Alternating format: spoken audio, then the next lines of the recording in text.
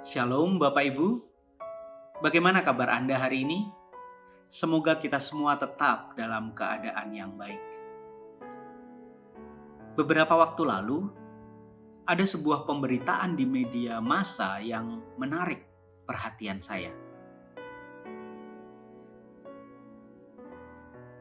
Pemberitaannya adalah bahwa di tengah pandemi virus corona yang masih berlangsung ini, pemerintah Jepang mendapati bahwa ada banyak orang yang menderita tidak hanya secara fisik, namun juga mental.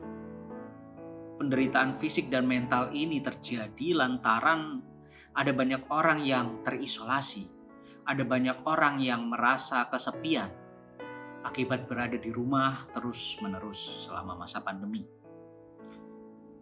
Hal itu menyebabkan terjadi peningkatan jumlah kasus bunuh diri di Jepang. Itulah mengapa Perdana Menteri Jepang menunjuk seorang politikus untuk menjadi Menteri Kesepian.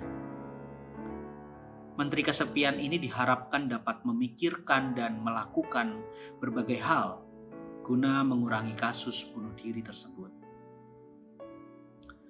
Ya, Bapak Ibu, pandemi yang masih terus berlangsung sampai dengan hari ini membuat banyak orang merasa stres, membuat orang depresi, bahkan frustasi. Mungkin hal ini tidak hanya terjadi di Jepang. Banyak orang di belahan dunia manapun, termasuk di Surabaya, mungkin juga merasakan hal yang sama. Daud, di dalam bacaan kita hari ini, Mazmur pasal 22, juga merasakan penderitaan yang cukup dahsyat. Penderitaan yang ia alami cukup berat, sehingga membuat dia merasa lemah, ia stres, ia bahkan tidak berdaya untuk melakukan apapun. Penderitaan fisik dan batin yang begitu berat ini pula yang digambarkan oleh Daud seperti absennya Tuhan di dalam kehidupannya. Itulah mengapa Daud berseru, "Ya Allahku, mengapa engkau meninggalkan aku?" Nah, tapi Bapak Ibu, ada satu hal yang menarik di sini.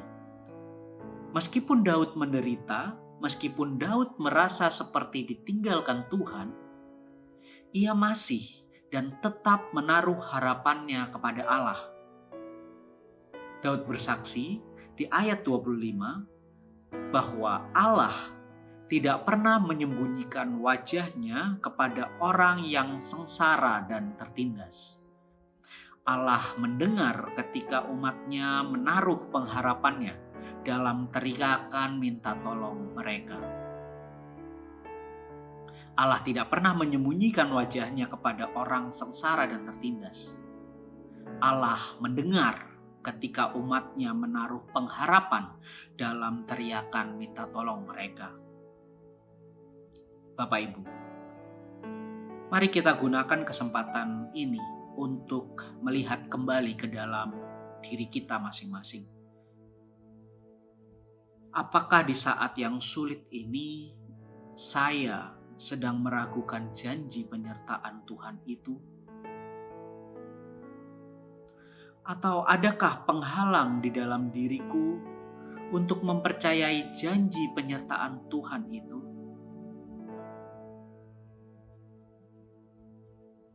Mari kita berdoa dengan nyanyian ini. Biar hatimu lara, namun jangan henti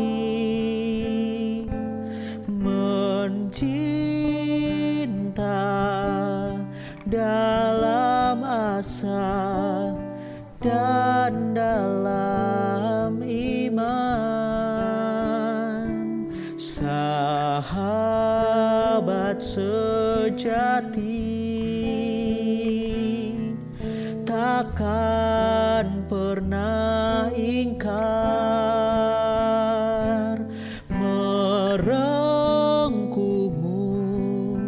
dalam cinta janjinya setia, merangkulmu